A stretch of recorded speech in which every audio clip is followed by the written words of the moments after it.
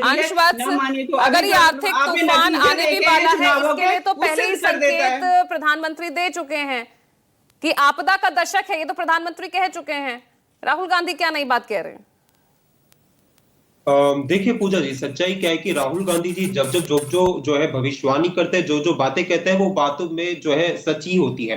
तो चाहे वो बात हमने देखा था कि जब प्रधानमंत्री मोदी जी का ध्यान दीदी करने में था, उस समय पर राहुल गांधी जी ने कहा था कि कोविड की सुनामी आने वाली है, सरकार ने ध्यान नहीं दिया। और हमने देखा कि जिसकी आज यहाँ पे बड़ी तारीफ हो रही है कि कैसे गंगा में कैसे लोगों की लाशें पड़ी हुई थी, लोगों को बेड नहीं मिल रहा था। हमने देखा कि कोविड के समय पे क्या भयावह त्रासदी आई थी।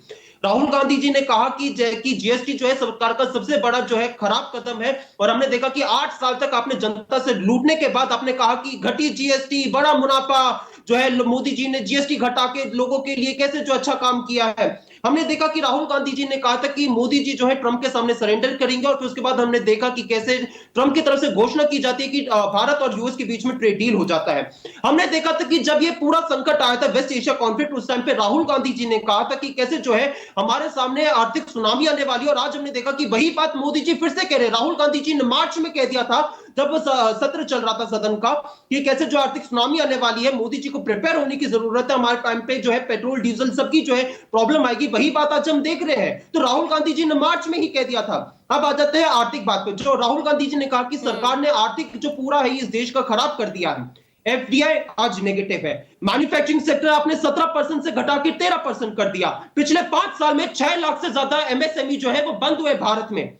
आपने मेक इन इंडिया, एक सेकेंड, आपने मेक इन इंडिया को असेंबल इन इंडिया बना दिया है। सुन लीजिए मैम, सुन लीजिए। बोलिए आपने बोलिए अंश, बोलिए।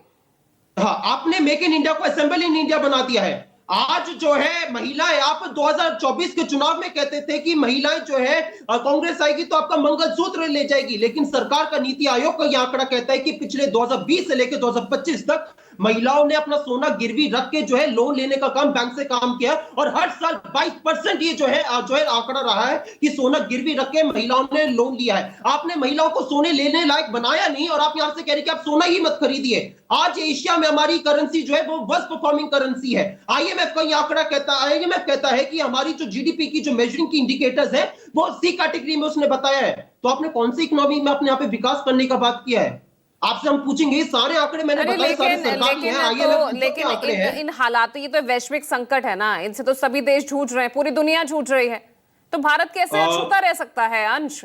नहीं पूजा जी, जब ये संकट आया था उस टाइम पे जितने भी आस पड़ोस के देश थे, जितने भी सारे देश थे, सबकी प्राथमिकता ये थी कि वो जो है इन संकट का निवारण करने के लिए काम करें। ऑस्ट्रेलिया ने पेट्रोल डीजल पे जो है अपना जो है एक्साइज ड्यूटी घटाने का काम किया, उन्होंने अपने वहां पे लोगों को राहत देने का काम किया। जर्मनी ने जो अपना जो टैक्स है वो पेट्रोल डीजल पे कम करने का काम किया। आप जाएंगे ब्रिटेन में, वहां पे जो है उन्होंने टैक्स कम किया। हमारे यहाँ सिर्फ 4% की बढ़ोतरी हुई है तेल के दामों में अंश। अगर जर्मनी की आप बात कर रहे हैं तो पेट्रोल पर 13.7% की बढ़ोतरी हो चुकी है, डीजल पर करीब 20% की। बोलने देंगे तभी तो हो पाएगा। आप बोलने देंगे आपको मैंने पूरा मौका दिया ना, अब जब सवाल आपने नहीं पूछना भी पड़ेगा।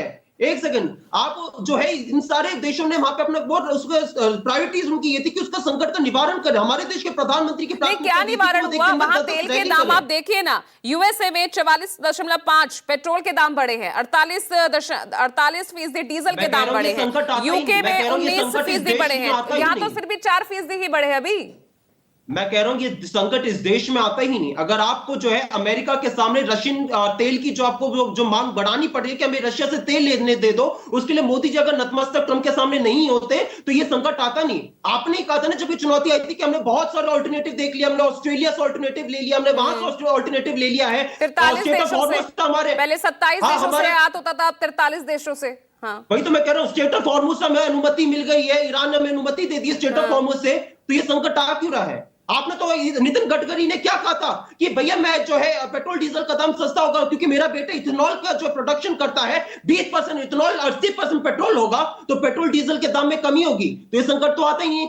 ये संकट आता ही नहीं कि अगर जो है रुपया का अगर जो इतना ज्यादा नीचे नहीं जाता तो आपको तेल लेने में महंगाई की परेशानी नहीं होती। आज हम ज्यादा रुपया देते हैं तब जाके हमें लोगों को तेल मिलता है। पहले हम जो है कम रुपया देते थे तब जाके हमें पेट्रोल मिलता था, डॉलर की क्योंकि पूरा होता है ट्रेड। तो हम जो है रुपया की कीमत जैसे जैसे गिरती जा रही है, हम लोग ज्यादा रुपया देते हैं और जो है उस टाइम पे उस हिसाब से हमें जो है आता है। ये लेकिन यहाँ पर